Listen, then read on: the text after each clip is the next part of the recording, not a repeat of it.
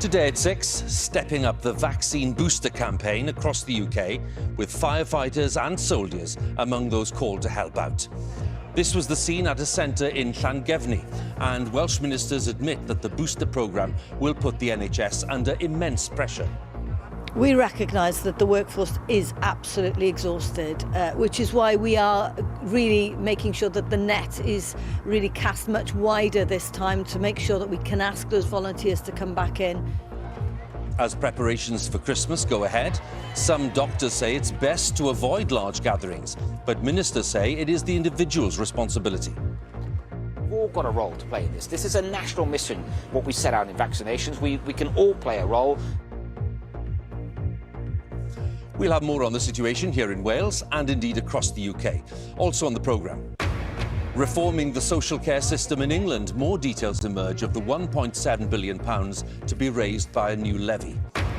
In England, Scotland and Northern Ireland, university staff go on strike over pay and pensions, and students say their education is being damaged again. Efforts continue to restore power to the tens of thousands of people in parts of England, Scotland and Wales who've spent a fifth night without electricity after Storm Arwen.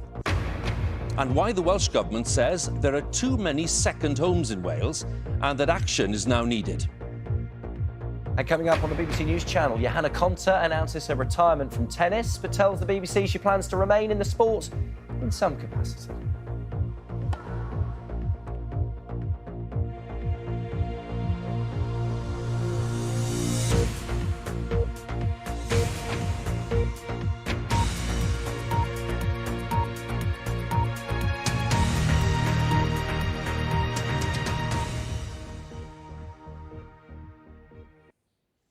A very warm welcome to BBC News at 6, which comes from Cardiff today, from the impressive new headquarters of BBC Wales.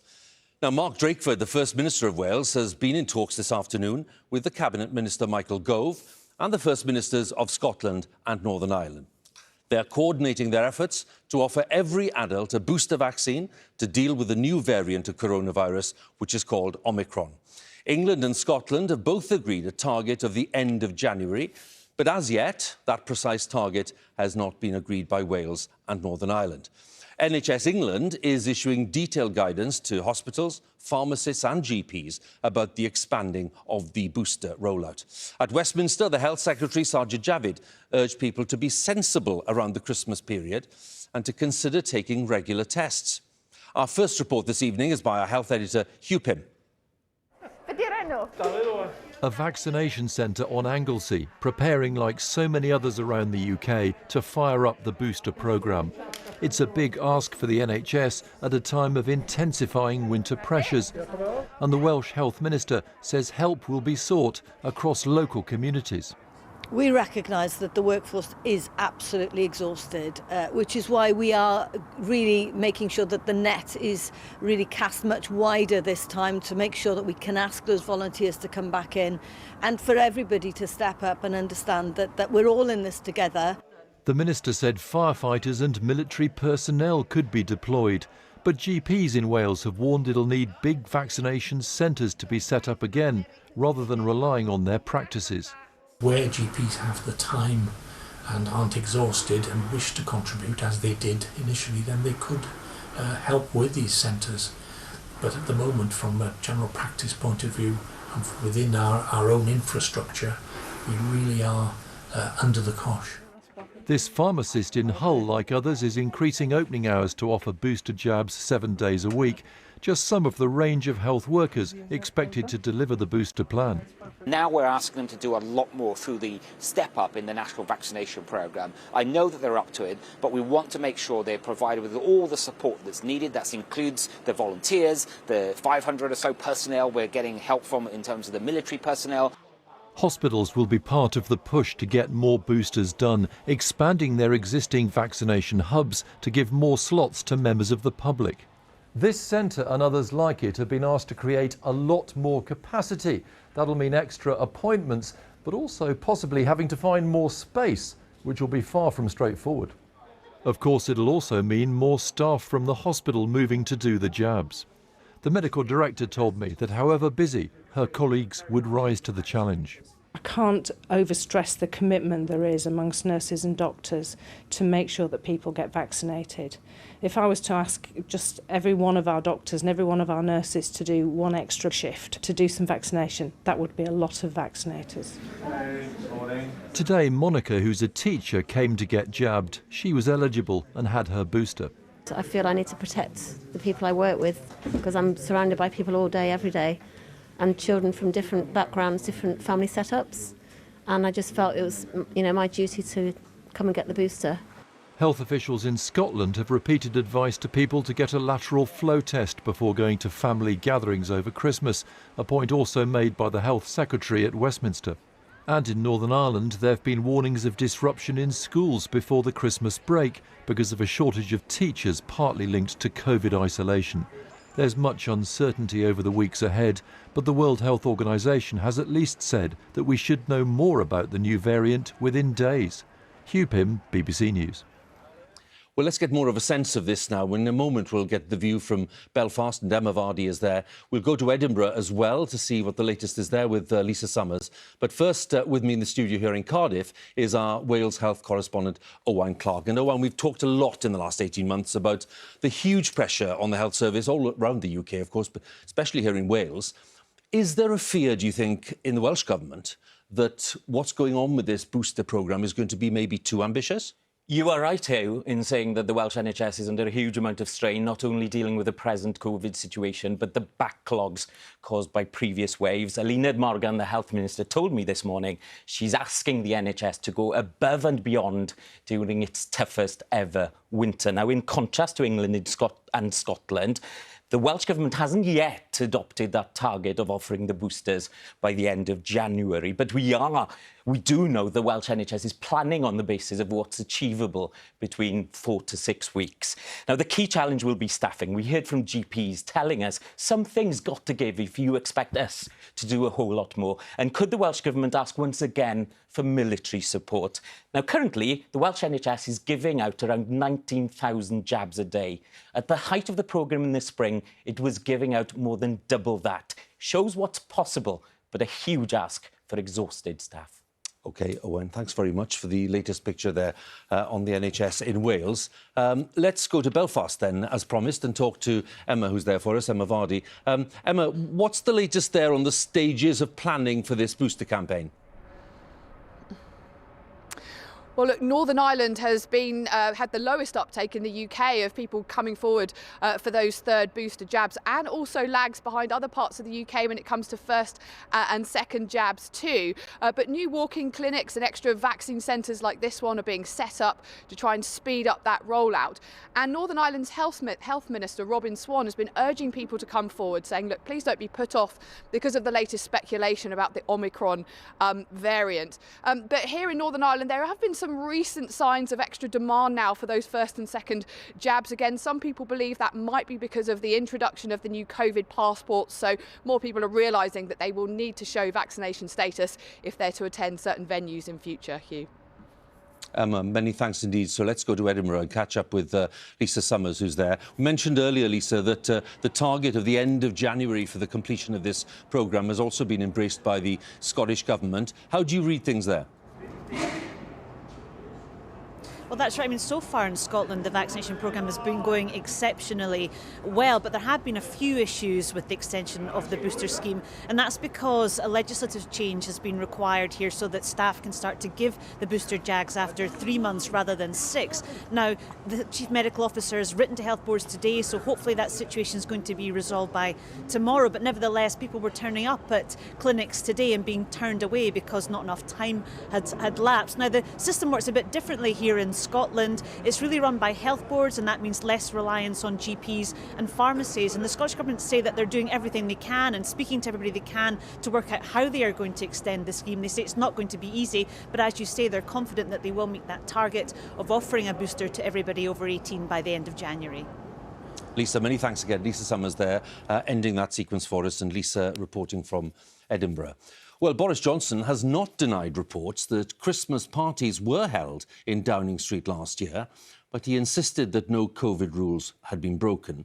Prime Minister's questions today in the Commons, the Labour leader, Sir Keir Starmer, accused Mr Johnson of hypocrisy for ignoring the rules, he said, that Mr Johnson had imposed on everyone else.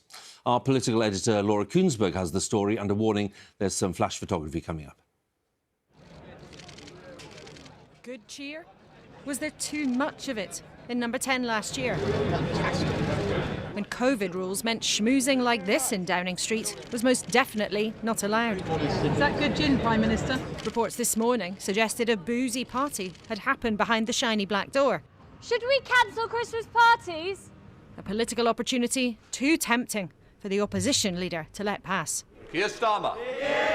As millions of people were locked down last year, was a Christmas party thrown in Downing Street for dozens of people on December the 18th? What I can tell the right honourable gentleman is that all guidance was followed completely during number 10. And can I recommend to the right honourable gentleman that he does the same with his own Christmas party? Boris Johnson himself wasn't at the said event, but didn't squash the suggestion it happened. He's not denied it. He says no rules were broken. Both of those things can't be true, Prime Minister. He's taking the British public for fools. At a time when public health messaging is so vital, how are people possibly expected to trust a Prime Minister when he thinks it's one rule for him and one rule for everybody else? They should concert their line of attack more closely. I've said before that he's talking total nonsense. This might jangle nerves for the government right now, because this place is waiting anxiously for more information about the new COVID variant. Will MPs be asked to back tighter rules again? The government repeat the sudden clampdown of last Christmas? We've spoken to an attendee of the alleged gathering on the 18th of December last year. They said there were several dozen people there with food and drink and games, and it went on past midnight. Reasonable interactions in a workplace were then allowed, but socialising was meant to be off limits. Lockdown was back the next day. 12 months on, with doubts again about this Christmas, it is deeply awkward for number 10.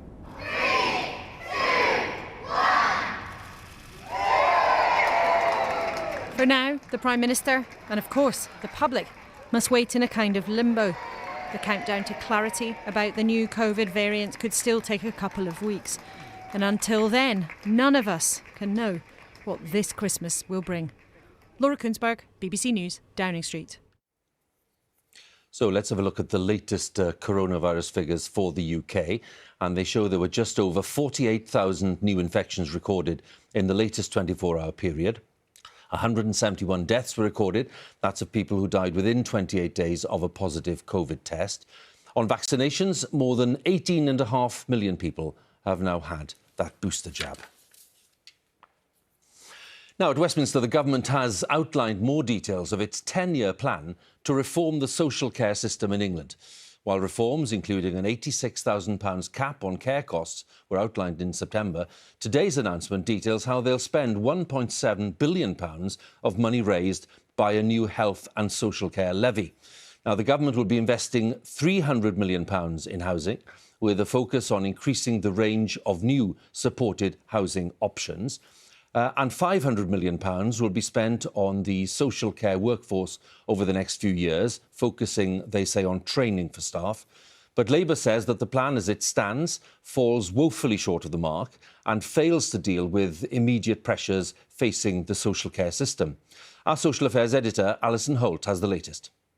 Tick clinician in the corner. And then push go. This is the sort of gym session that helps Steve maintain his strength. Well, it's set for an hour, but I won't. He broke his neck in a car accident as a teenager. He has live-in support as well as daily visits from care workers like Jasmine. There you go, come on. The ambition of the government plans is to make it easier for more people to live independently, partly with the help of technology and adapted housing. Obviously, I can do so much myself, but there's a lot I can't do. And that's where the carers come in. How important is it that the government gets this right and really invests in care? Definitely. Unless a miracle does happen with me, but it's I'm going to need it for, well, the rest of my life. So far, no delays in the medication. There'll be money to ensure more care staff get the sort of regular training that Jasmine receives, but the plans stop short of a professional register for care workers and don't address pay. It is a skilled role. The things that we have to do out in the community, I don't think people realise. You know, we're taking responsibility when we're administering medication. We're trusting that a pharmacy has filled out a blister pack correctly, and we're taking responsibility for that. Help people with minor repairs and minor changes. In the House of Commons, the Care Minister describes the 10-year plan as a significant step forward after past governments have failed to act. The reform of social care in this country is an issue that has been ducked for far too long. But we'll do whatever it takes on this tough challenge, and we will do this to get it right. Ministers have utterly failed to deal with the immediate pressures facing social care as we head into one of the most difficult winters on record. And they have failed to set out the long-term vision and more fundamental reforms we need to deliver a care system fit for the future. So I'm going to have a look at other And alternatives. care providers like this Hertfordshire home care company are already juggling increasing demand and staff shortages. They welcome many of the ideas in the government plans, but say the extra funding won't come soon enough to deal with current pressures. 2 or 3 weeks ago, we had 100 people waiting in our local hospital for home care that couldn't be accommodated. And that's not just by us as a provider, that's by other providers as well. But they couldn't be accommodated because we just do not have enough people to facilitate that. We're going to get you a drink in a minute. And 102-year-old Marjorie's day centre has been closed for more than a year. Whilst more support is promised for family carers in the future, her daughter would value help now. I would like to see my mum get used to going on that transport and go off there again and have... She's an independent personality, and it's her independence to be able to go out for the day to her own thing. For many involved in care, the plans are an important starting point. The next step is to see changes happening on the ground. Alison Holt, BBC News. Now the time is 17 minutes past 6 and our main story this evening. The vaccine booster campaign is being stepped up right across the UK, with firefighters and soldiers among those called to help out. And the former British tennis #1, Johanna Konta, has announced her retirement from the professional game. And I'm Martine Croxall.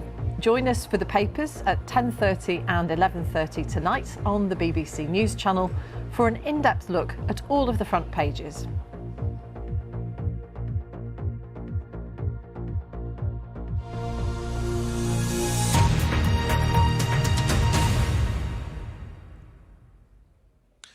Now, here in Cardiff, the First Minister of Wales, Mark Drakeford, has been addressing an issue that's been a growing cause of concern in parts of Wales for many years, and that's the number of second homes and holiday lets in some areas. Mr Drakeford says there are too many of them, and they're affecting Welsh communities and property prices.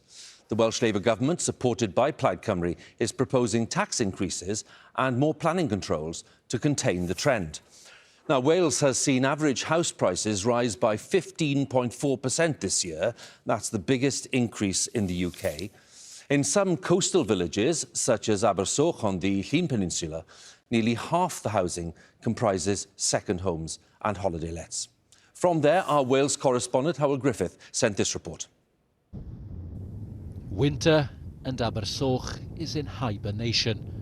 On this picturesque part of Pen Llŷn, almost half of the houses are holiday homes. The average property price is now £700,000. Tom grew up here, but is priced out of his community and living in a caravan. Who is he? He's a plumber, Charlotte is a hairdresser. They've been on the list for a council house for over a year, in which time little Tom has arrived. This is where they'll spend their first family Christmas, while most of the houses in Abersoch will be vacant. It's just heartbreaking, really, seeing them so empty, and we're here trying to raise our family. You try and give it to the community, and then you can't live in the community they want to live in. We've got as much right as anybody else to be living here. But the prices are just way beyond us. The problems here on the Llŷn Peninsula are acute, but they're not unique. Like parts of Cornwall and the Lake District, over decades it's become a haven for holiday homes. But during the pandemic, issues have exacerbated, prices have shot up and tensions have deepened. It's led to a new wave of protests calling on the Welsh Government to act, especially in communities where the future of the Welsh language is under threat. On the scene, second homeowners already have to pay an extra 100% in council tax. Further increases could follow, as well as planning controls.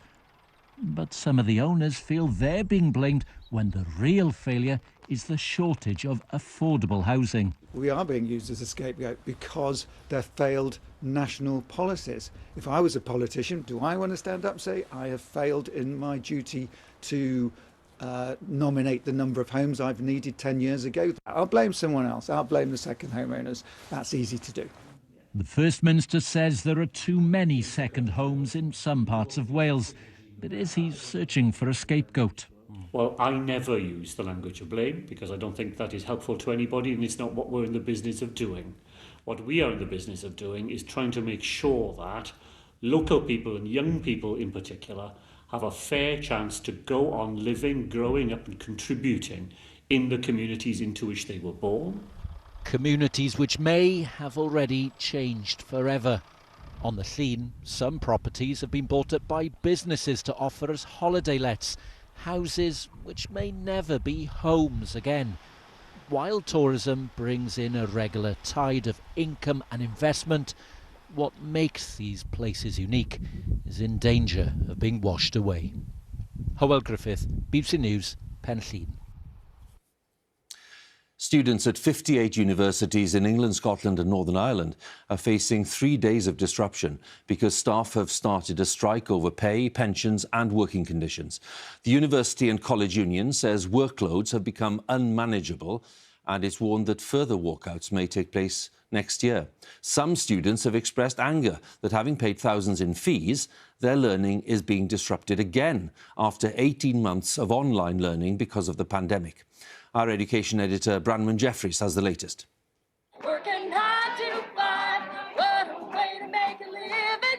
Fed up with their workload, angry about pay and pension changes, university lecturers say they have no option but to strike. Shall we pop in here? I'd met Freya, who teaches on degree courses, unsure what their future is as a university academic. So I have to reapply for my job every year. I have no guaranteed hours or guaranteed employment in future. People are being made unwell by their working conditions, and something does need to change. And the money is there to make it change, and I think that's where some of the frustration comes from. The union says young academics could lose a third of their future pension. There is a hole in the pension fund, but the size of it is disputed. The issues behind this strike have been brewing for years, but most of all, the feeling that teaching in a university, which used to be a very secure job, is now much more vulnerable and uncertain.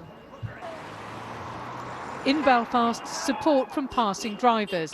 Lecturers at some universities in both Northern Ireland and in Scotland are also on strike. So what do students make of the disruption? It worries me a little bit, but I think for me, I support it. I wouldn't want to be assessed on something that we didn't actually get taught, but I think at the same time we don't mind too much the situation that we might miss some in-person lectures. I'm very much in solidarity with them.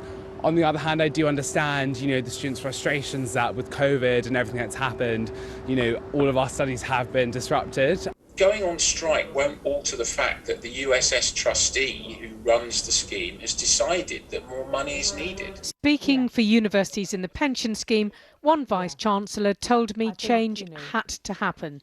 Universities in England have been warned to minimise the effect of strikes on students. There are many things that we can do in universities to make sure that the students don't suffer. We can change deadlines, we can change teaching methods, we can change assessment. More universities, including some in Wales, may join the strikes. Union members at another 42 are being reballoted, raising the prospect of more disruption in January. Bronwyn Jeffries, BBC News. Tens of thousands of people in the north of England have spent a fifth night without electricity after Storm Arwen left infrastructure badly damaged. Energy networks say at present there are around 30,000 households still without power. 15,500 of those are in the northeast of England, 7,000 in the northwest, and there are 7,500 in different regions of Scotland. Power has now been restored to almost every home in Wales, as our correspondent Fiona Trott reports. A new day and a new problem. So if we can move all this here. They're working in Wooler, 300 miles from home, and will be here for many days yet. Their work is welcome, and it comes with an unexpected reward. We've been without power since about 7 o'clock on Friday night, and we've coped, but boy am I glad to see these people, and apparently they're from Bedford as well. I think they deserve some beer. Working to restore electricity here is taking a long time. Now the distributor is offering financial support. What we've announced today is a package of measures for our domestic customers, asking customers to get in contact with us on our dedicated storm support line, on our email, such that we can help them and agree with them what we can do for them. Things like a reasonable price of accommodation or hot meals, or even if they've sorted out their own portable generator to get them back on. Rolla, come here.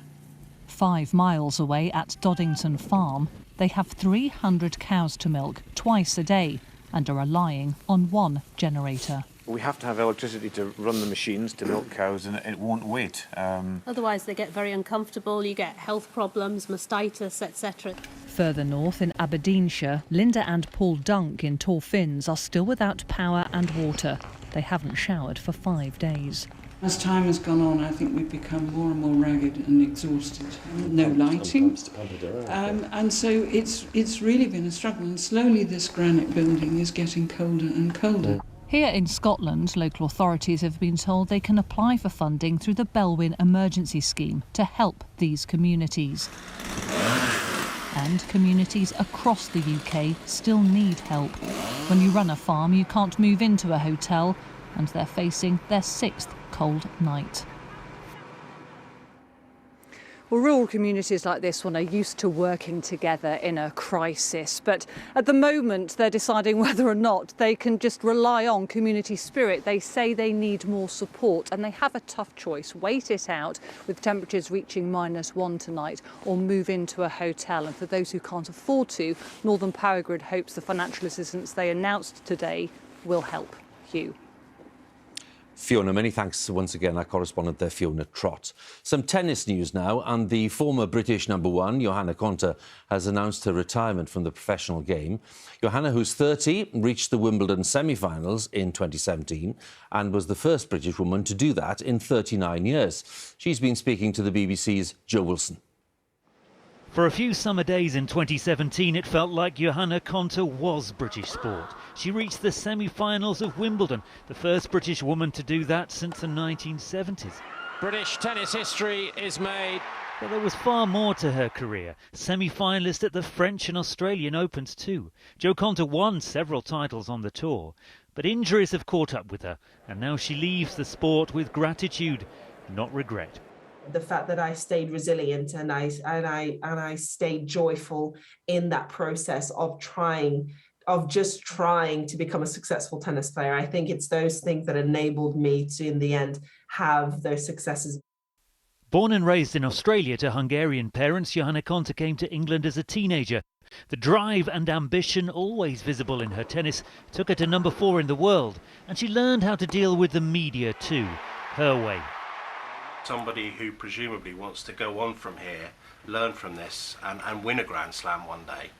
Is it not something that you need? Please don't patronise me. I would have. No, you are. In the way you're asking your question, you are being quite disrespectful and you are patronising me. I'm a professional competitor who did her best today, and that's all there is to that.